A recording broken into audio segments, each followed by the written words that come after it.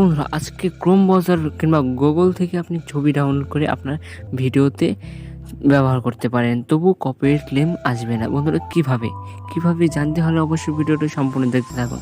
তো বন্ধুরা এখানে যদি আমি সার্চ করলাম, ধরুন আমি ফ্লাওয়ার্স লিখে সার্চ করলাম, তো বন্ধুরা দেখতে পাচ্ছেন অনেক কিন্তু ছবি আছে। এগুলো কিন্তু আমি যদি আমার ভিডিওতে ব্যবহার করি তাহলে কিন্তু সঙ্গে সঙ্গে কপিরাইট ক্লেম চলে আসবে, স্ট্রাইকও আসতে পারে। বন্ধুরা এখানে ছবি দিয়ে দিলে কিন্তু অনেক রকমের ছবি আসবে। তো আপনাকে যে কাজটি করতে হবে, কপিরাইট এখানে আপনি সিরিয়াসে ক্লিক করে ডেস্কটপ মোডে করতে হবে।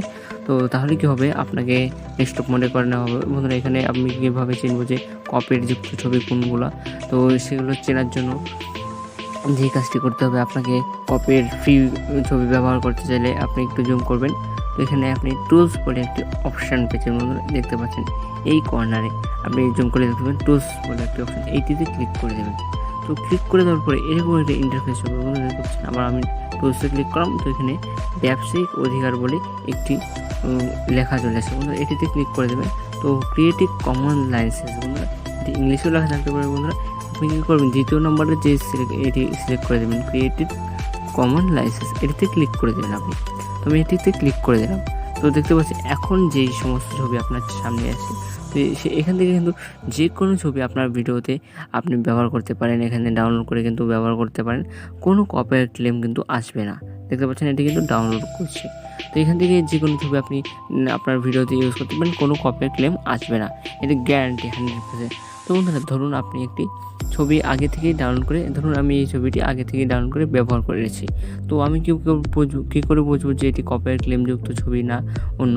তো বন্ধুরা তার জন্য কপিরাইট ক্লেমযুক্ত ছবি এটি বোঝার জন্য যে কাজটি করতে হবে, আবার আপনাকে চলে যেতে হবে আপনার ক্রোম ব্রাউজারে।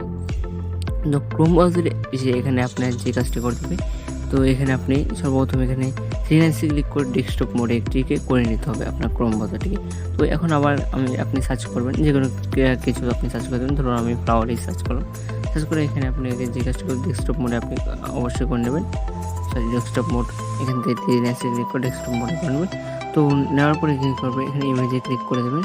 তো এখানে কিন্তু দেখতে পাচ্ছেন এখানে কর্নারে একটি জুম করে দেখতে পারেন একটি ক্যামেরা মতন আইকন। তখন এই ক্যামেরা আইকনটিতে আপনাকে ক্লিক করতে হবে। ক্লিক করার পরে এরকম ইন্টারফেস হবে। বন্ধুরা এখানে একটি ছবি আপলোড করুন। তো বন্ধুরা আপনার ক্ষেত্রে লেখা থাকবে ইংলিশে ফটো আপলোড। বন্ধুরা এটিতে ক্লিক করে দেবেন। এখানে চয়েস ফাইল এই অপশানটিতে আপনি দিয়ে দেবেন। তো প্রথমবার আপনাকে অ্যালাউ করতে হবে, তো অ্যালাউ করে নেবেন। তো বন্ধুরা এখানে আপনার ফাইলটি সিলেক্ট করে নেবেন। তো আপনারা এখানে গ্যালারির যে ছবিটা আপনি দেখতে চান যে কপিরাইটযুক্ত ছবি কিনা, তো সেই ছবিটা এখানে সিলেক্ট করে নেবেন। তো সিলেক্ট করে দেওয়ার পর দেখতে পাচ্ছেন ফাইনালি আপলোড করা হচ্ছে। তো বন্ধুরা দেখতে পাচ্ছেন এইরকম এই ধরনের কিন্তু অনেক ছবি এখানে চলে আসছে। বন্ধুরা এই একই ধরনের, বন্ধুরা আপনাকে আবার যে কাজটা এখানে একটু দেখতে পাচ্ছেন অসংখ্য কিন্তু ছবি আসছে এই একই রকমের।